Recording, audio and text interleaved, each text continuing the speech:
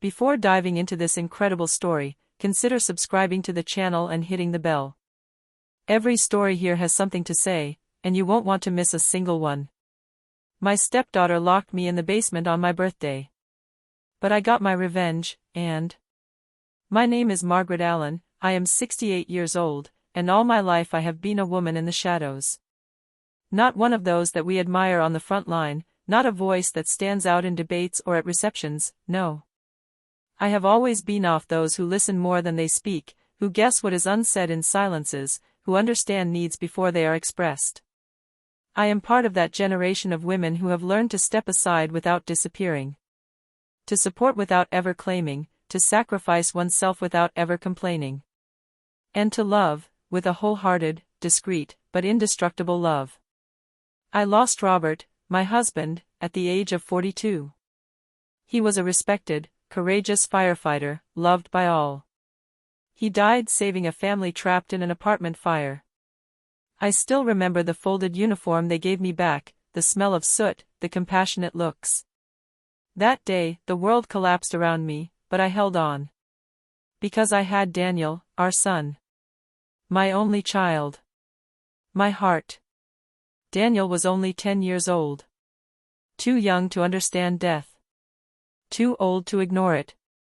It was for him that I got up every morning, that I put one foot in front of the other, that I continued to live even though a part of me had been buried with Robert. I worked as an accountant in a modest office in Baltimore.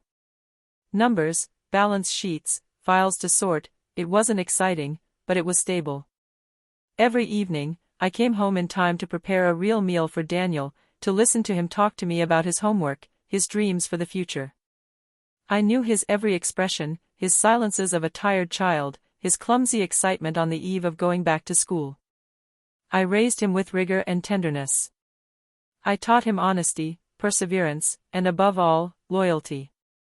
When he announced he wanted to become architect, I sold Robert's old car to help finance his first year. I worked evenings to cover the costs. I never told anyone, not even him. It was normal. It was my role as a mother. And when he met Olivia Morgan, a dynamic, brilliant, smiling young woman, I sincerely believed that life offered her what I had not had, a fulfilled future. I welcomed her warmly. I went out of my way to make her feel at home. I cooked her favorite meals, I paid her attention, I even withdrew a little, too much. But very quickly, something changed. In his eyes, there was sometimes a little burst of condescension, that polite but distant way of speaking to me as if I were a piece of scenery. She thanked me with a fixed smile, but I could already hear it in her voice, the sigh she didn't express. And then, slowly, she began to set her conditions. She thought I was getting too involved. She talked about the health of their relationship, healthy boundaries, and the need for space. I didn't say anything when they moved. I didn't say anything when Olivia started screening my calls. I also said nothing when they suggested I come and live near them, in an annex to their house, a finished basement which was described to me as intimate, calm, ideal for a woman of my age. She called it a cozy space. I saw a golden trap. Isolation disguised as generosity. But I accepted. Because I loved my grandchildren Lily and Noah, and that I wanted to continue watching them grow up. I wanted them to know that their grandmother was there. I wanted to stay in their landscape, even if I had to keep quiet a little more every day. And then, there was Daniel. Always smiling. Always kind. But always silent when he should have spoken. I should have understood. I should have seen the sequel coming. But when you're a mother, you sometimes prefer close their eyes rather than shatter the illusion of their child's happiness. It was my weakness. And their opportunity. May 5th was my birthday. 68. A whole life behind me. A life of silences, sacrifices, invisible gestures. I wasn't expecting fireworks or a shower of gifts, I'd never been fond of them, but I was hoping, deep down, for a little moment. Just that. A simple breakfast with Lily and Noah, their little arms around my neck, a homemade card in my hand, maybe a bouquet of flowers from the garden. Maybe a lemon cake, like the ones I used to make for Daniel when he was little. But that morning, silence greeted me. From the basement, I heard a few noises filtering through the floorboards, muffled voices, muffled laughter, sounds of dishes being installed, the clinking of glasses being lined up. A festive atmosphere, yes, but not the one I expected. I thought that maybe I had misunderstood, that the surprise was waiting for me up there. So, without making a noise, I went up the narrow staircase that leads to the main living room. I had forgotten my knitting in an armchair. It was still cool that morning, the light came in through the gaps in the curtain, diffusing this pale clarity which announces a beautiful spring day. Arriving at the last step, I placed my hand on the handle, but she didn't move. The door was locked. From the outside. At first I thought it was a clumsy move. Perhaps a child's game. So I knocked softly, my voice still trembling with a remnant of illusion. Daniel? Olivia? It's Mom, the door is stuck. No response. I stood there, my hand on the wood, frozen. Then I knocked a little harder. And that's when I heard it. His voice. Cold. Hard, calculated. Margaret, you're going to take it easy today. We have important guests, and you've had enough attention for a lifetime. Olivia's voice. I felt the ground collapse beneath my feet. Literally. My legs gave way, my hands shook. My breath caught as if I was slapped without warning. That I felt a moment of confusion, as if I didn't understand what had just happened. Then a dull nausea rose in my throat. She had locked me up. Not by accident, deliberately. On my birthday. I turned, slowly, as if in a dream. The basement had no landline phone, is sufficient network to make a call. Just an old radio and a few books. It was supposed to be a quiet place, conducive to tranquility. In reality, it was a furnished tomb. I knocked again. I shouted this time. Daniel. Daniel, please. I'm here. You're not going to. But no one came. I finally sat down on the bottom step, like an old, forgotten doll. My heart was pounding, but my hands were freezing. I felt tears rise, but not those of a passing sorrow. They were tears of humiliation. Of betrayal. Because what was breaking me wasn't Olivia's silence. It was Daniel's, my son. My own son, who knew. Who let it be. And I stayed there, alone, sitting in that warm basement, while the music, up above, rose. Laughter, toasts, animated conversations. A party. Not mine. I don't know how many hours passed. Time no longer counted. At one point, I stood up, looked at my wrinkled, time-stained hands, and saw the hands of a woman that no one looks at anymore. That day, in this converted cellar with beige walls and overly clean furniture, something inside me broke. More something else has awakened. Stronger. Colder. More perceptive. I understood one thing: I was no longer welcome. Neither in their house, nor in their world. And above all, that I couldn't rely more than on myself. After this day, something inside me froze, but another part has awakened.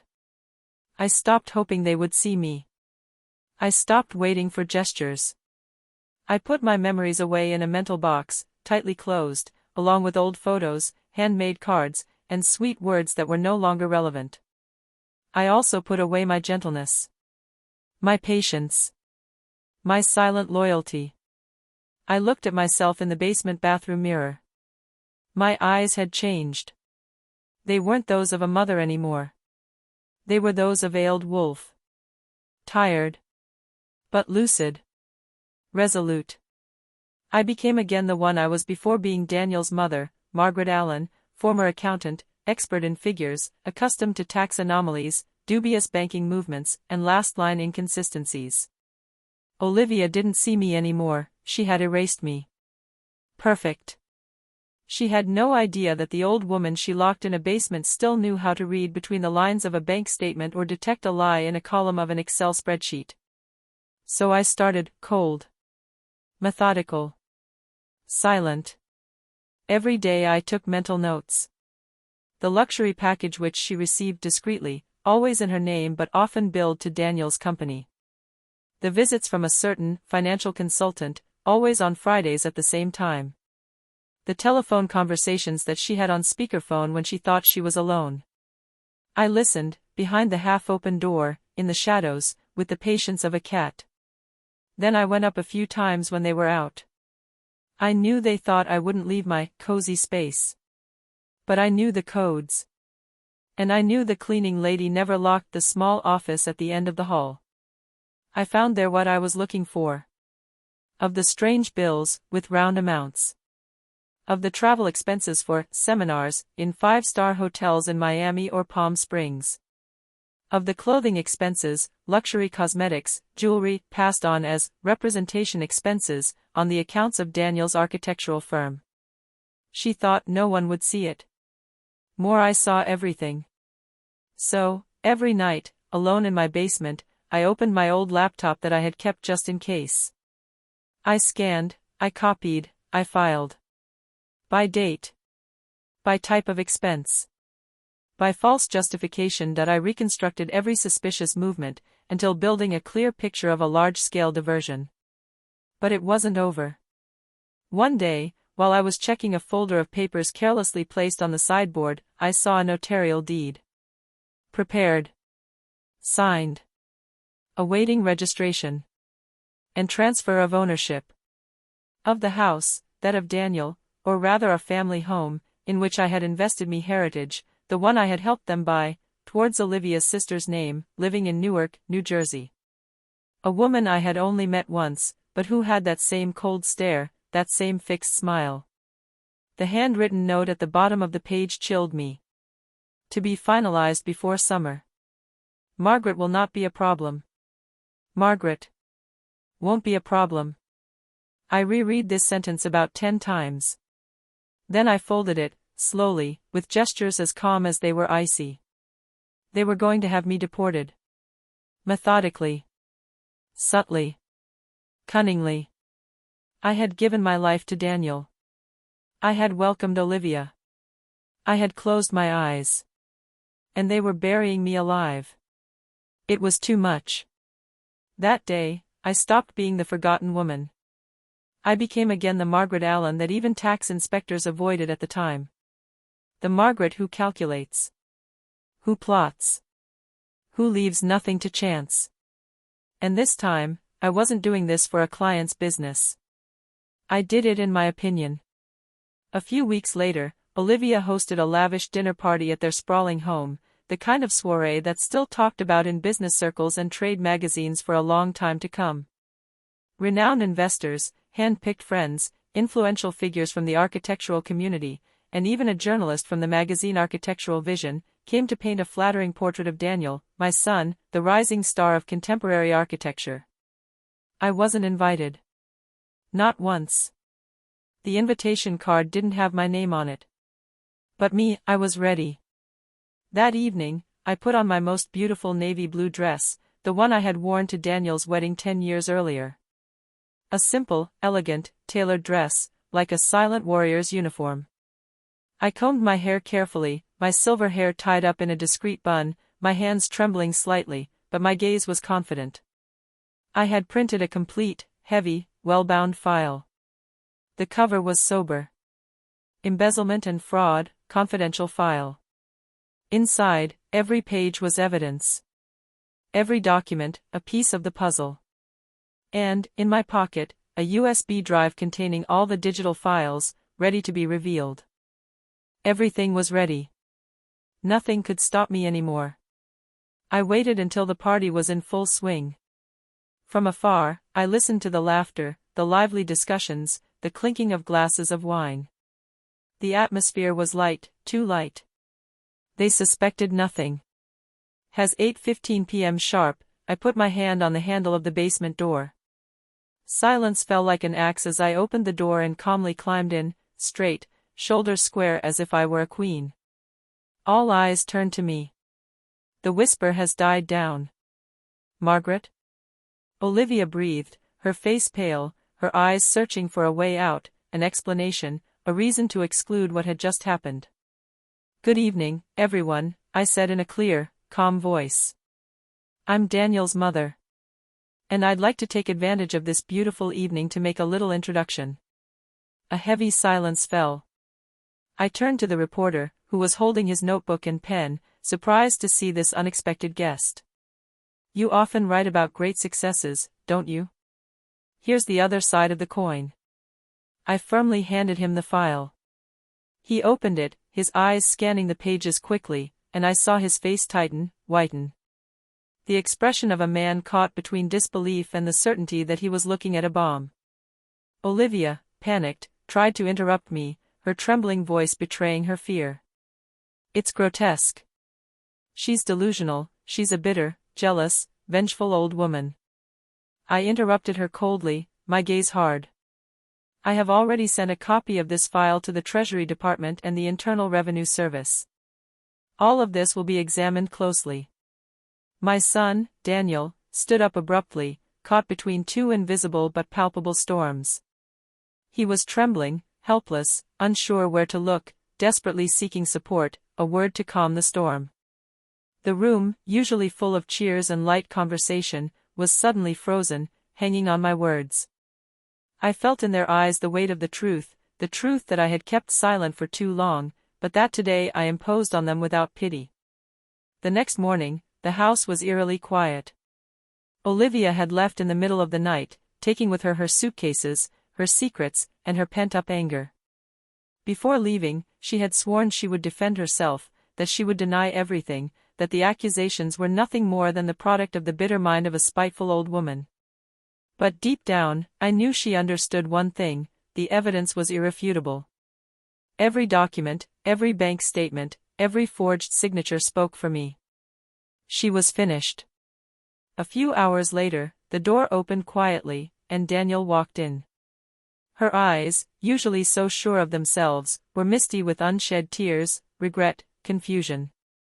He approached, hesitant, his throat tight. "Mom, why didn't you tell me?" Her voice trembled, broken by the weight of the silence shared for too long.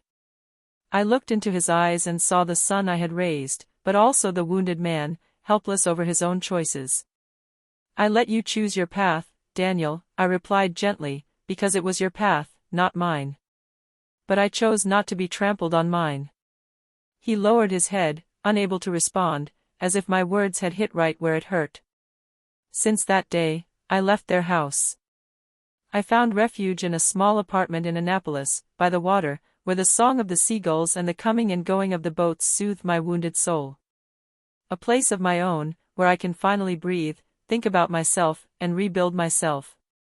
Daniel comes to see me every week, with Lily and Noah by his side. He really listens to me. He respects me.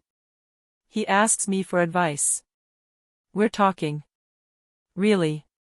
And me? I found peace again. I found my voice again. I am no longer afraid to say who I am, nor to demand the respect I deserve. You should never underestimate a silent mother. For even in the shadows, she carries within her a light strong enough to overthrow those who have tried to erase her. This light is the strength of unconditional love, but also the strength of restored dignity. And today, I'm ready to shine.